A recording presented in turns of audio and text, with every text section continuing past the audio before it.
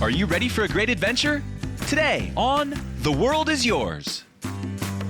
We're headed far away to exotic New Zealand to check out its awesome national parks and some amazing caves. Then we're off to the city by the bay, San Francisco, California, in the United States, including a stop by the infamous Alcatraz Island. And we'll end this journey in the tropical paradise of the Dominican Republic, where we'll get to know the Colonial Zone, sample some incredible foods, and enjoy all that Punta Cana has to offer. All this and more today.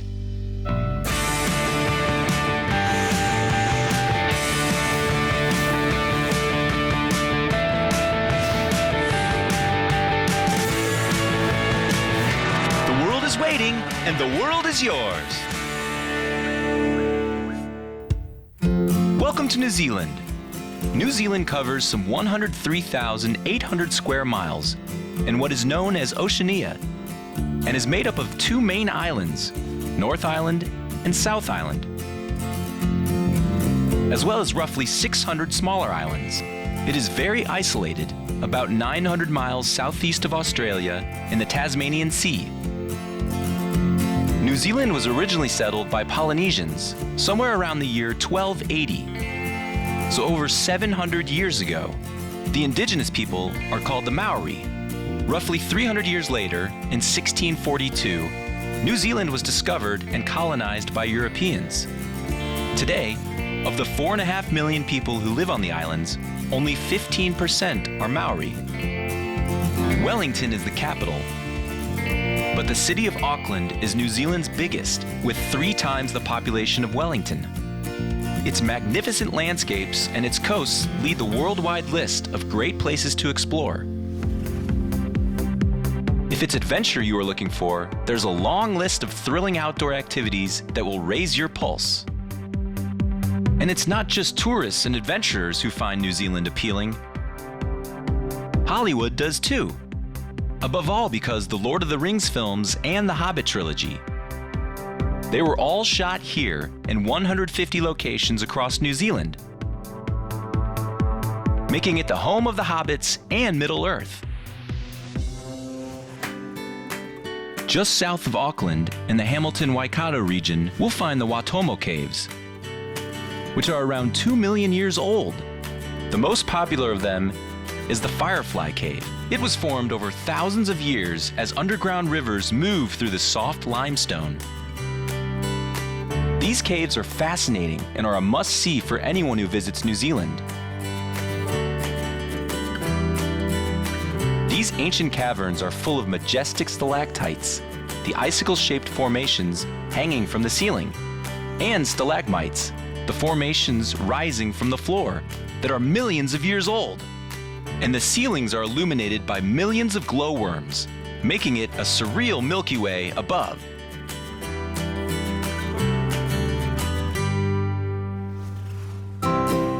Pureora Forest Park is recognized by many travelers and scientists as one of the most impressive rainforests in the world. It offers really interesting short and long excursions that are suitable for all levels of travelers. Hike, mountain bike, camp, and swim in the park and take in the beautiful trees.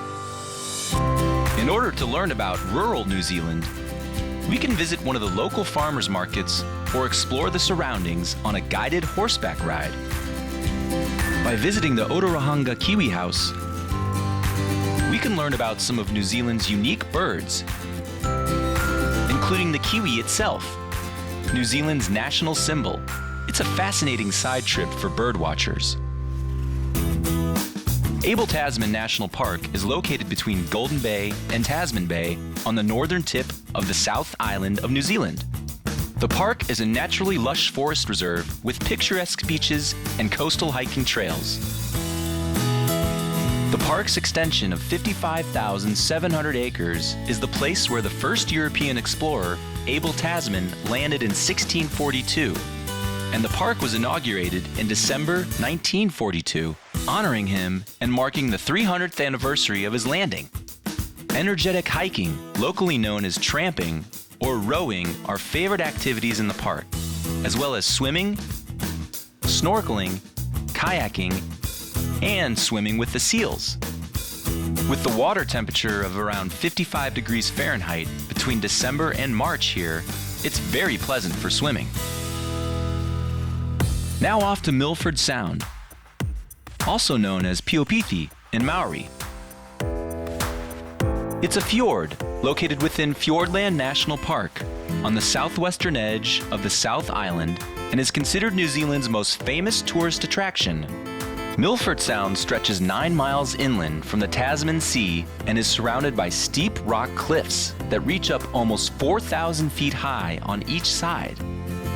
Since it is located on the west coast of the South Island, the Milford Sound Straits has a mixture of spectacular natural features and striking visual details.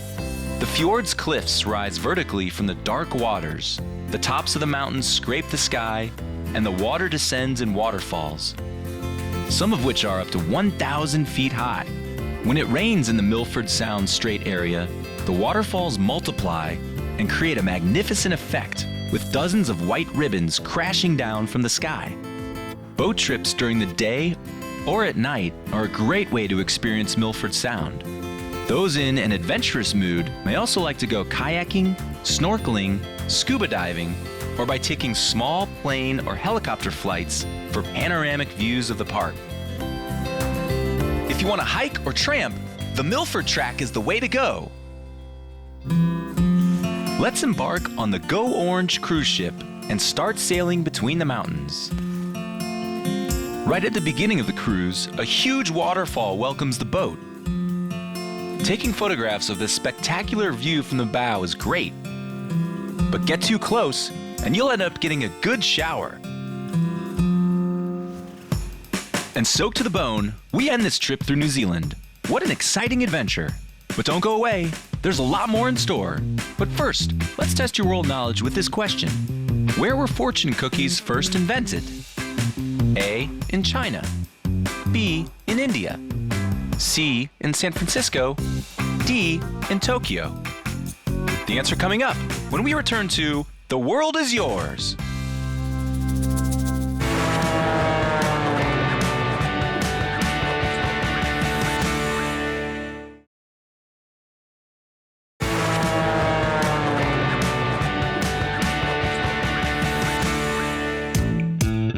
We're back. Did you figure out the answer to our question? Where were fortune cookies first invented? A, in China. B, in India. C, in San Francisco. D, in Tokyo. If you guessed C, San Francisco, you're right. The fortune cookie was first made before 1900 at a Japanese tea house in Golden Gate Park, San Francisco, but that is contested by Los Angeles. In any case, it is an American invention that is now traditionally served with most Chinese food around the Western world, but is not popular in China nor Japan for that matter. San Francisco is a small city, but it's a key cultural, financial, and transportation hub of Northern California. The metropolitan area is home to more than 7 million inhabitants. Spanish explorers and missionaries originally founded the city of San Francisco in 1776. They built a fort on the land that today we know as the Golden Gate Park. In 1848, the California Gold Rush pushed the city into a period of rapid growth, going from 1,000 to 25,000 inhabitants in only 1 year, making it, at the time, the largest city on the West Coast. It's no wonder that San Francisco is one of the most popular destinations in the United States. The city offers a wide range of cultural attractions, landmarks and monuments, diverse neighborhoods, amazing foods, and many other unique activities and experiences. Let's start with one of the most iconic symbols of San Francisco, the Golden Gate Bridge. This amazing bridge was opened in 1937 and is one of the most famous and photographed landmarks in the world. It stands at an impressive length of 1.67 miles, and roughly 120,000 cars cross it every day. You can also walk across it, and at certain times, you can ride a bike across it as well. However you make the trip, you're in for some really awesome views. Fisherman's Wharf is a unique neighborhood on the bay and a popular tourist attraction in San Francisco. Construction began in roughly 1853, and due to its fantastic location, It quickly became one of the main seaports of all California. Fisherman's Wharf offers lots of interesting activities, like the Old Bay Aquarium. If you want to experience some history, check out the Pampanito submarine and tour the decks and cabins of the Jeremiah O'Brien Liberty ship, both vessels from World War II. Then, visit the Mechanical Museum, an antique penny arcade, and have fun for just a few silver coins. Fisherman's Wharf also has some fun attractions, like a Ripley Museum and a Madame Tussaud's Wax Museum. Now, it's time to visit another famous attraction in San Francisco. This one is a bit more creepy and mysterious. We're going to Alcatraz. This is the infamous Alcatraz prison, located on the island of the same name in the center of San Francisco Bay. Some of the most notorious criminals in the United States were imprisoned here during the first half of the 20th century. It was originally used as a military fortification to defend the city, then as a military prison, and later as a federal high-security prison, until it was shut down in 1963. 9 years later, it was declared a national park. Walking through the cells or touching the walls of the prison are life-changing experiences. An audio tour guides you through and is made all the more creepy and interesting by the fact that some of the narrators on the tour are people who were somehow linked to the island and the prison. Alcatraz Island is also home to the oldest operational lighthouse on the west coast of the United States. Although it was not the first one built on this island, it is the only one still functioning. Well, it's time to leave Alcatraz. Let's all count our blessings that we were able to come and go as we please. Now, let's get out into nature and see something really amazing. This is Muir Woods, one of the most well-known national parks in Northern California and a national monument since 1908. It's located in Marin County, just 12 miles north of San Francisco's Golden Gate Bridge.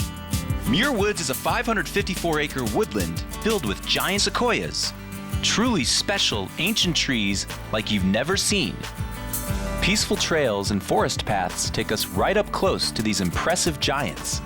The tallest in Muir Woods stands at 258 feet, but they can grow to an astonishing 380 feet tall. The crazy thing is that they start from a tiny seed, no bigger than a watermelon seed. Their enormous trunks can be nearly 30 feet in diameter.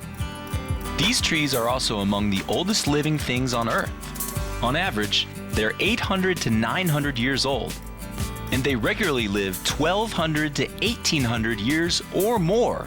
Wow, now that's old. Many years ago, there were about 2 million acres of land in California where the sequoias grew. In the 1850s, commercial logging began in California, and most of these forests were cut down. Thankfully, a California politician, William Kent, stepped in and bought a large piece of land to protect the remaining sequoias. And in 1908, President Theodore Roosevelt declared that land a national monument. It is now known as Muir Park. This completes the tour through and around the fascinating city of San Francisco, but there's more to come. Let's take a break, but first we'll test your world knowledge. Where on the American continents was the first university founded? A. In Buenos Aires. B. In Quebec. C. In Washington, D.C. D. In Santo Domingo. The answer coming up when we return to The World is Yours.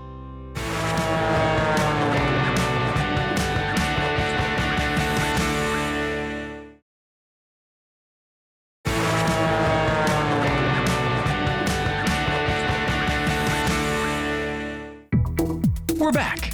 Let's find out the correct answer to our question. Where on the American continents was the first university founded? A. In Buenos Aires. B. In Quebec. C. In Washington, D.C. D. In Santo Domingo. If you chose D, you're right. The correct answer is Santo Domingo. The Dominican Republic is one of 13 countries that are part of the Antillean Islands. It's located on the eastern two-thirds of Hispaniola Island, which is one of the largest islands of the Greater Antilles chain. To the north is the Atlantic Ocean. To the south, the Caribbean Sea. Puerto Rico is to the east, with the Mona Passage in between, and to the west lies Haiti on the same island.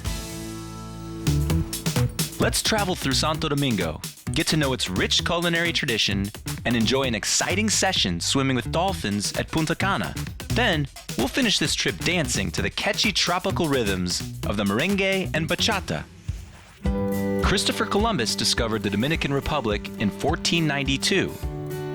It was the first European settlement in the Americas. It was originally named Santo Domingo, the name that now identifies the country's capital. Christopher Columbus's brother, Bartholomew, founded the Dominican Republic's capital, Santo Domingo, in 1496 on the east bank of the Ozama River. It was named after Santo Domingo de Guzman. The city was destroyed by a hurricane in 1502, and the city's governor at the time rebuilt it, changing its location to the west bank of the same river. The city became known as the Gate to the New World. As we enter the Colonial Zone, you'll feel like you're truly traveling back to colonial times, because you are surrounded by buildings and structures from the 16th century. UNESCO declared the Colonial Zone as a World Heritage Site in 1990. This is the Metropolitan Cathedral of Santa Maria de la Encarnacion, better known as the Catedral Primada. It has that name because it was the first church to be built in the New World. Primada means first. The cathedral's first stone was placed in 1514 by Diego Columbus, Christopher Columbus's son. Construction was completed in 1546. Since many architects participated in its creation, its design is a mixture of various artistic styles, visible through the numerous priceless works of different colonial artists. In the Colonial Zone, you'll also get a look at the Plaza de Armas and the Plazoleta de los Curas, where it's believed the remains of Christopher Columbus and his son were buried. We'll also see the Pasaje de los Curas, or Alley of the Priests, and the Alcázar de Colón, or Columbus Place, among many other sites. Once we pass through the Colonial Zone, you'll find yourself at the Mercado Modelo, where we'll get to enjoy some amazing Dominican cuisine. Now, let's visit one of the most beautiful coastlines in the world, Punta Cana. 30 miles of soft, white sand beaches set to the rhythm of merengue and bachata. Tropical beats with catchy lyrics that capture the attention of even the quietest tourists visiting this tropical paradise. Wherever you look in Punta Cana, there is beauty, joy, and sunshine. To the east of the Dominican Republic, there are endless turquoise crystal waters and soft, white sand beaches, bordered by the refreshing shade of hundreds of coconut trees. These shores seem like a postcard come to life. No wonder they're world famous. If we follow the Cabeza de Toro Road, which means Bull's Head in Spanish, we'll find a series of hotels and resorts where we can enjoy the best of the region, from swimming in amazing pools to relaxing at the seashore. It's good times, with no worries. Now, if you are looking for adventure and excitement, there are lots of water sports to choose from: scuba diving, kiteboarding, parasailing, surfing, and windsurfing.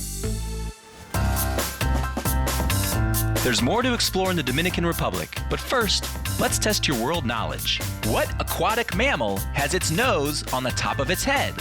A. Ducks. B. Sea lions. C. Dolphins. D. Hippos. The answer when we return to The World is Yours.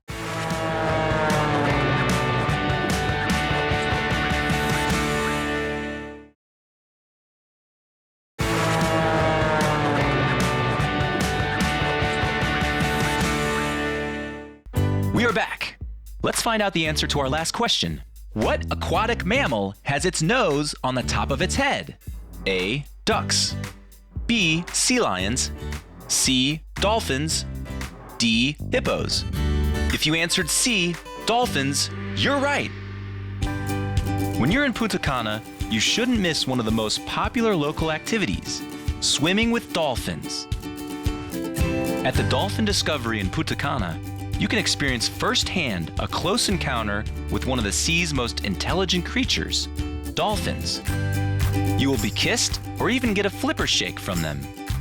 There are all kinds of fun to be had with these amazing animals. Let them be your dance instructors, or hang on to their dorsal fins for a ride through the water.